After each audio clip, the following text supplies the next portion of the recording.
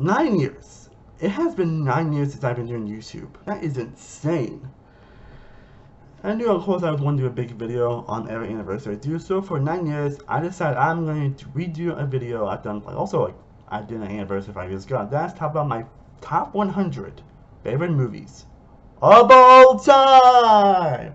Yes, my true all-time favorite movies, which obviously it's not easy. It's definitely not an easy list to do. It's not about, because there are so many incredible movies, like so many incredible, awesome, fantastic, and in general amazing films that unfortunately I had to live with the list. Even the films that didn't make the honorable mentions of films I wanted to put on this list. Again, man, we live in a world with like so many outstanding, incredible movies. Of course, unfortunately, some I had to list. But again, I still decided to go for this, so I hope you'll enjoy. This is just always my personal opinion.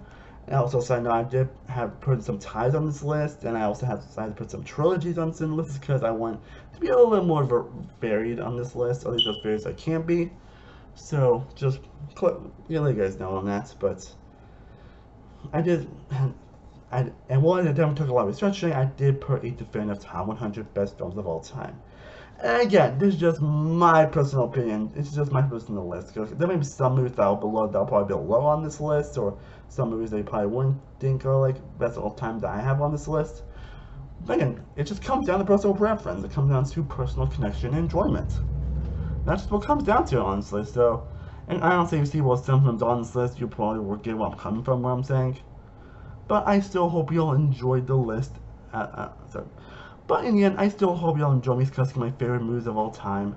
And again, obviously let me know your favorite movies of all time down in the comment section. Again, it's definitely not easy discussing your favorite movies of all time, but again, we already got a long video ahead of me, so I'm sure there's going to be a long video. So let's get into talk about what I think are the top 100 favorite movies of all time.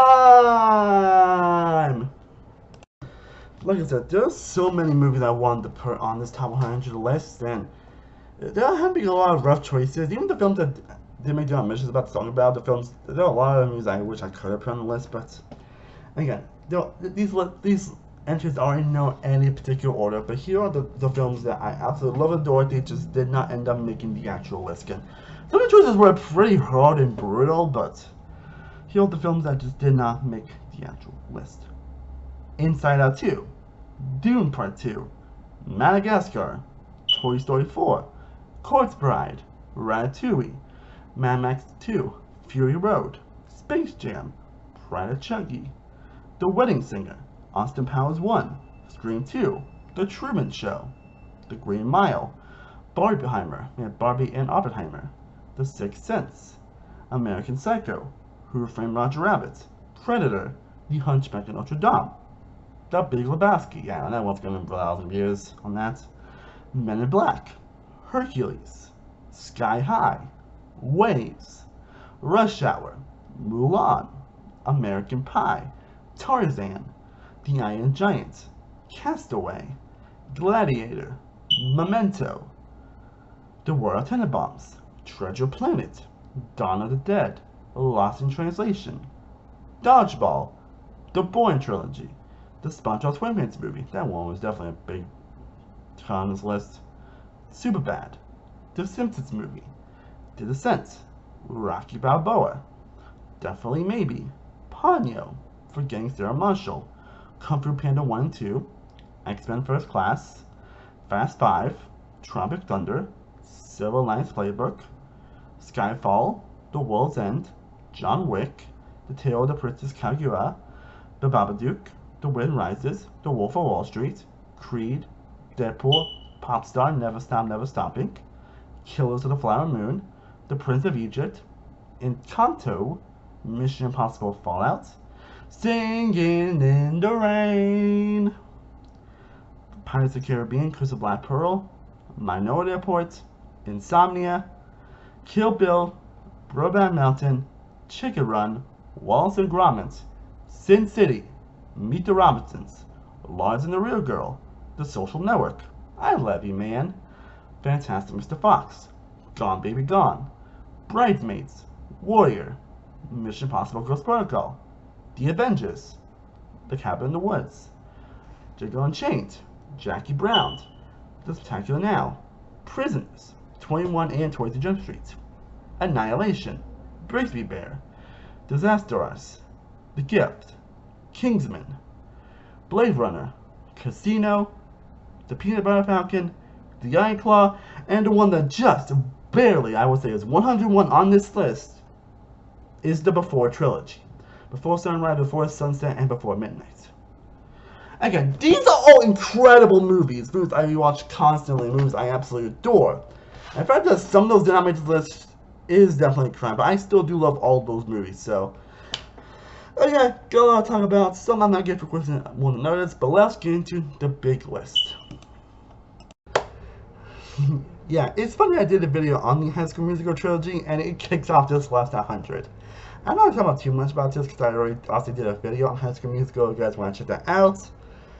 But again, High School Musical is a franchise I really adore, honestly. Again, the songs, the music, the characters, it's a franchise that's so much love. And I mean, like, you guys want to know, again, I did do a video on it, so I'm not going to get too much because you check out that video. You guys want to know my thoughts on the series and the songs and the great characters. But I absolutely adore this trilogy. I think the third one's the best, but I think the first two are still great movies that I kind of love. Again, like I mentioned before, this is not going to be the only trilogy you'll see on this list.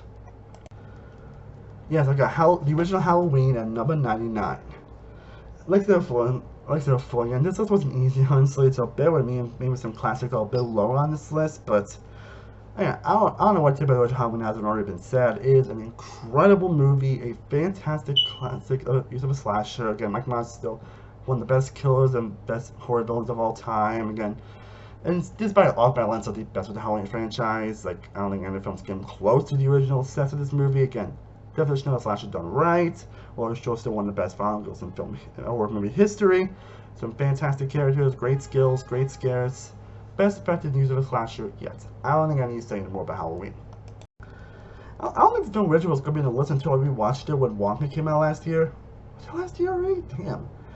But after rewatching The Rare Wonka and the Chocolate Factory, I knew I had to put it on this list, honestly. Again, sorry if I don't think it means much, but some of these films are classics for a reason, and I don't know what I can say about them hasn't already been said.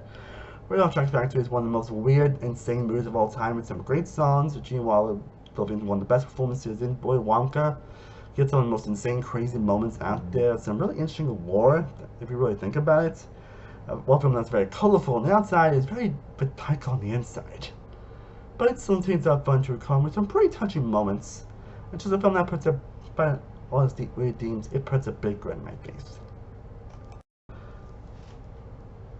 Yes, Goodfellas is only 97 on this list. Again, this list wasn't easy, guys. This list wasn't easy. And I don't know how I felt about Goodfellas, but again, I rewatched all Last Crusade movies last year with Killer Flower Moon. And Goodfellas is still one of the best. Again, one of the best crime movies of all time, one of the best like dark movies and mom movies of all time. Like, I don't think I say more. Again, incredible performances, great cast, great moments. I don't think I need to say anymore. Sorry if I feel like I talk so much about these movies, but it's just some I have more to say than others. But Goodfellas is a classic for a reason. Spoiler alert, not the first season Spielberg movie you'll see on this list, as he's my favorite of all time, so of course a lot of movies are going to make this list. And the first one here is Indiana Jones and the Last Crusade. One of the best sequels of all time. It has an actual great emotional hook and story. Some fantastic metaphor between Indiana Jones and Sean Connery's, who's in Jones' father in this movie. You get that great mythological mythology and lore that Indiana Jones is great known for being good as. Harrison Ford is still great in the role. The adventure aspect is still great. The backstory between Harrison Ford and Sean Connery is great. The adventure aspect is great. The action is still fantastic. The music still fucking kicks ass. And it's just a great fun adventure movie that's kind of like Rares in a way, it's just with a lot more muscle hook. What's in the box? What's in the box? What's in the box? Of course, I have David Fincher 7 on this list. I mean, how can you not have David Fincher 7 on this list? Again, it's crazy it's only number 95 on this list, but again, this list wasn't easy, guys. This list wasn't easy. Sorry. Yeah, again, 7. Still a David Fincher classic for a reason. Hereditary. And this is a film that gets better the more I think about it. Again, it's my favorite horror in 2010s, and I've always loved Hereditary. It's a film I wasn't expecting to love much I did, but man, the more I think about it, the more I think about its themes, the elements, Torquelette's incredible performance, Alice Walker's performance, that whole dinner scene. It's just a film that dives into why I love about horror and dives into why I actually want to experience it with horror movies. So yeah, Hereditary makes this list. Of course, I've got to include the original Alien on this list. Alien! One of the best horror movies out there, honestly. Again, a classic example of a claustrophobic horror movie that delivers on the great scary aspects. Again, that best scene lives in my head. It's one of the scenes that lives in my head rent free. This of course, Delicious Coin Weaver is one of the best actresses out there, especially with character Ellen Ripley. To while just come to her own to Aliens, she still has some badass moments here. And that climax, just kiss. Great directing, great action, great performances, great writing, incredibly effective scary moments. There's a reason why Alien's still a classic, and why I don't think, especially that I'm excited about Alien on this, I don't think any movie is going to touch the original two movies. One of the films from 2020 to make this list, John Wick Chapter 4. Of course, I was going to include at least one John Wick movie on this list. I was debating between this and the original John Wick. But in the end, I decided going to Chapter 4 again. It's the perfect conclusion to the series that I really hope that they don't end up actually continuing. Like, if I movie you can do like spin-offs or whatever, but don't actually continue, especially with how the movie ends. Like, I was actually surprised on the way they actually ended it, honestly. Keanu Reeves gives his best performance as a character, he gives him the most mind-blowing, insane, balls-to-wall action. This is a franchise that's had nothing but insane, balls-to-wall action. Like, a franchise of how you do modern action right, with no CGI, all practical, all wood, all choreography, and they delivered in fucking spades in Chapter 4. Have one of the most emotional, poignant endings to any series. Please put that guy hope they continue John Wick's chapter. Please, please, please.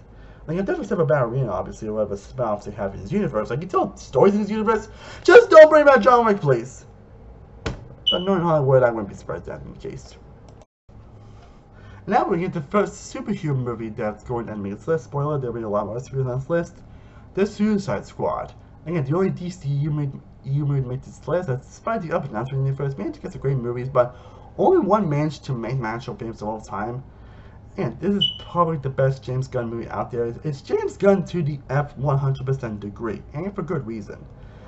It is the most James Gunn that James Gunn have been, but in the best possible ways. Insane balls-to-wall action, incredible cast of characters, crazy humor, crazy twists and turns, like defying expectations. Like the opening scene is just whoa, and the final battle between that starfish. It's a film that's just so endlessly watchable and so much fun to watch.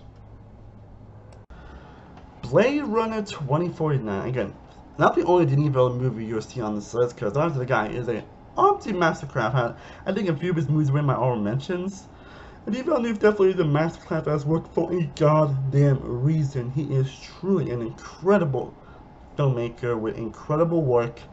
And he doesn't, and in fact, he is able to make a sequel to the original Blade Runner, which I think was also in my honorable mentions. The fact that he was able to make a sequel to that movie 35 years later, and the fact that it actually ended up being as good as it was, again, I pretty much saw every reviewer had this movie as their best movie of that year, and people still praise it to this day, and for good reason. Good reason. Again, it's one that just doesn't like set up other franchises or other sequels and all that stuff. It's just a good mystery, standalone story with some of the most breathtaking visuals and cinematography you will ever see on film. Ryan Gosling continuing to prove why he's one of the best actors working today. When his action is good, but the mystery aspect is really compelling, and the world building and what goes on, like you're just so immersed and invested in what goes on. Just can't keep it on screen despite its incredibly long runtime. So yeah, Blade Runner 2049, it still hits so much 7 years later. No Time to Die. Yes, I have no time to die here. Which I'm sure whether it's going to be a unpopular opinion or not, because this definitely is the most divisive movie in the Bond franchise, at least from what I've been told and from what I've seen on YouTube. Because a lot of people really don't like a lot of the story elements or a lot of things goes on, and honestly, I love those elements. Like, I love Rami Malek's villain, I love the different take on James Bond. Like, I guess people didn't like how unlikable he was in this movie, at least from what I saw. Correct me if I'm wrong. Correct me if I'm wrong on that. That's just what I've seen and what I heard. But I actually love the different take on Bond decided to do in this movie. Dan Craig actually gives his best performance as the character, and he actually tried to make James Bond a character. Yeah, oh yeah, James Bond actually has flaws. huh, person. And find out you got incredible action set pieces, a really emotional, gripping story. The American Manga, in my opinion, is one of the best Dream Bond films of all time. Don't find me on that. I'm pretty sure everyone's gonna agree on that, but I definitely do agree on that. And the ending is just one of the most emotional endings. It gets crazy that we only took the Daniel Craig's Bond.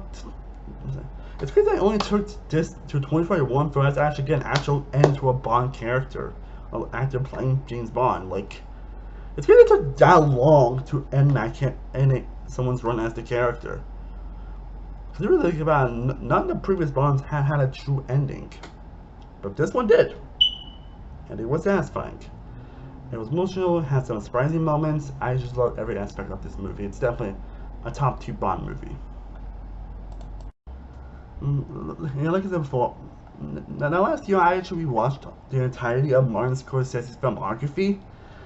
Because it's been a while since I've seen a lot of his movies, and some of these I've actually never seen. And honestly, in spite of some, honestly, it made me appreciate his filmography so much more. So again, they're definitely called movies, plus I think covers movies in my honorable mentions.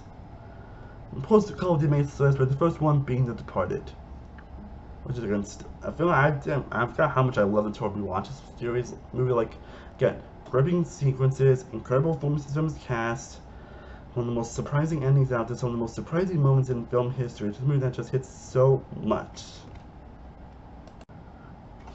Spoiler, you're gonna see a lot of Pixar movies on this list, because I'm being clear, I adore Pixar. I love and enjoy them. I think some of the movies are in my honorable mentions, but again, definitely the only Pixar movie you'll see on this list. And I'm actually going to talk about 2 Pixar movies at number 87. And I'm actually going to talk about 2 Pixar movies at number 87 and 86, with number 87 being Finding Nemo, and number 86 being Toy Story 2. Again, reach all these movies was definitely very hard. It pains me that I even put these movies at number 87 and 86, because I rewatched these movies so many times growing up. Like, of course, Finding Nemo is one of the most emotionally devastating movies of all time. Like, that opening scene alone is just, it rips your heart out. Like, oh my god, like, I get emotional just thinking about that scene. And there's Toy Story 2, which again was originally going to be a direct-to-DVD sequel, and not having so much quality, they decided to release it in theaters, and it ended up being a worthy successor to the original, where it built upon the world-building aspect of that original movie, which is still a classic for a reason. And this is also definition how you do a sequel right. So yeah, true Pixar classics right here. Again, not the only Pixar movie you will see on this list. A film that, the more I think about it, the more it has gone up on this list, I decided to include it here, and that is Knives Out. And one of the best murder mystery films of all time, a film that just lives on the mystery aspect, has an incredible cast of characters. And Ana de Armas is great here. Chris Evans being Tuche was incredible. Daniel Craig's Blanca Bernabeu is going to be an icon, honestly, especially after this and Glass Onion. The mystery aspect is really engaging. Imagine like the little details they try to go for here to make you think it's gonna be this person, that person was incredible to watch. But the cast of characters makes for hilarious, great moments, and the actual reveal is just incredible. Like, it's definitely just a pure fun entertainment and the fact that I always keep coming back to this movie over and over again, the fact that it just hits so much every single time, I am having to put it on the best of all time list. I actually have watched all of the imitations of A Star Is Born. But like, to me, better I didn't watch the original 30s, 50s, and 70s version, but I'm actually going to go with the most recent 2018 version at number 84 here. Mostly because it's probably the first one I watched, but it's one that still hits every time I watch it. Again, who knew like actor Alsop, but she has so much emotional scenes. It truly hits so much, and Bradley Cooper is also incredible.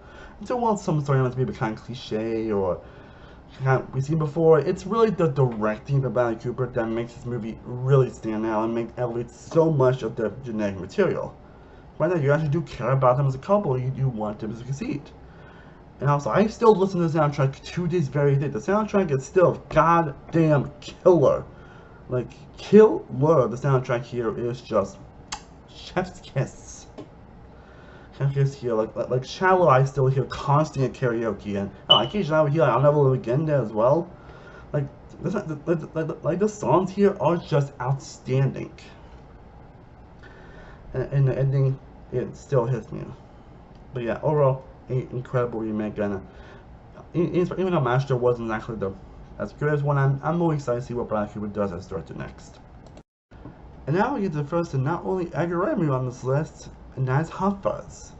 Again, I love Edgar Wright movies, and spoiler, not the only one you'll see on this list. Again, Hot Fuzz, consistently hilarious, incredible performances, so many great one-liners, so many memorable sequences that'll still run through my head. Like, I laughed so goddamn hard at so many moments throughout this movie. It's one of the most consistently hilarious movies of all time, so yeah, it definitely belongs on this list. Number 82 and 81, action movies that I've always loved. After watching it, I end up appreciating a lot more, honestly, with 82 being Collateral, where Tom Cruise actually plays the bad guy here, and it is incredibly slick, surprising, like immersive, and just an incredible ride from beginning to end. You know, it's always so unpredictable what's going to happen throughout this movie. You're just so invested in what goes on.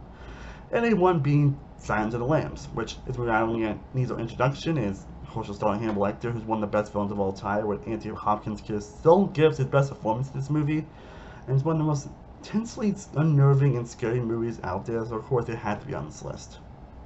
Sorry if I don't say much, but again, these movies are so good they just speak for themselves. Speaking of movies that just speak for themselves, at number 80 we have Toy Story.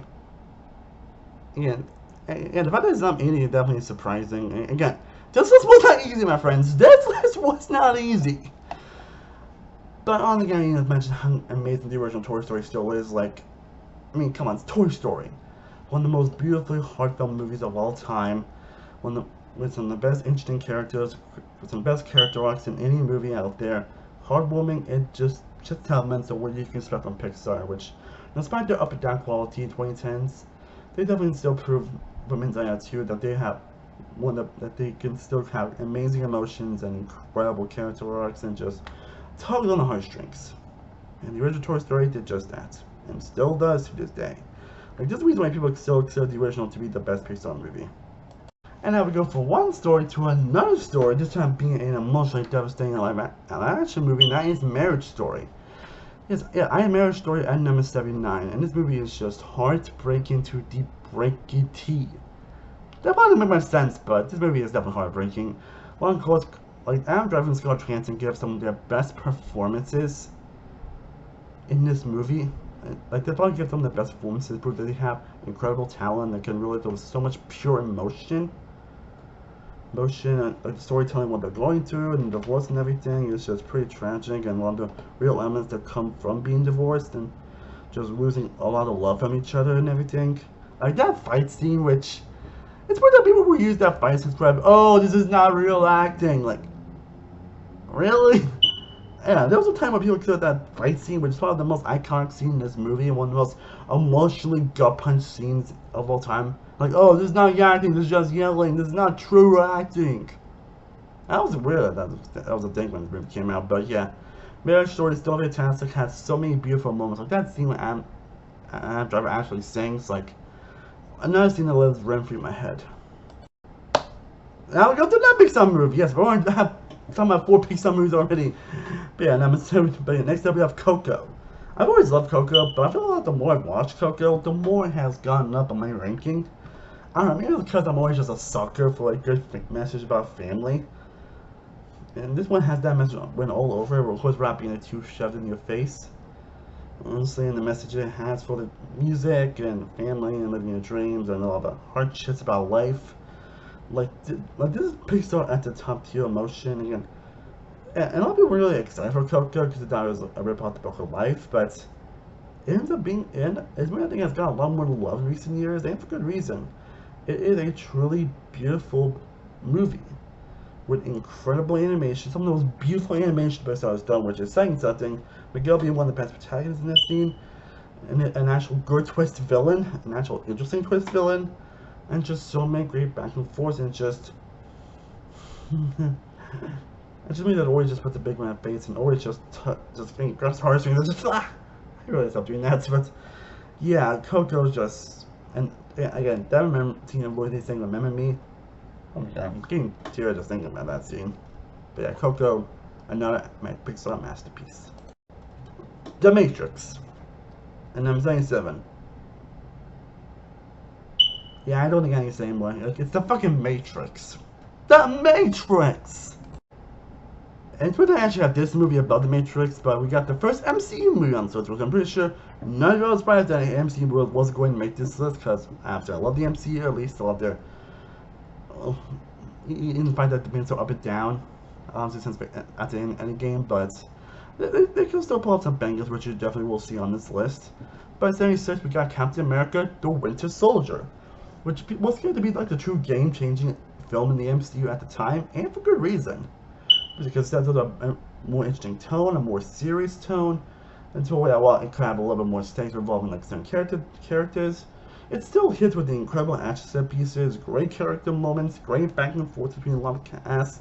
One of the best fight sequences of the MCU were the Captain vs. Bucky scene, and just delivering just pure emotion and actual great stakes, as there's some aspects to have lasting impacts at the MCU. Again, I've always loved Winter Soldier, and I always love coming back to this movie over and over and over again. On your left! But yeah, honestly, I love the Winter Soldier.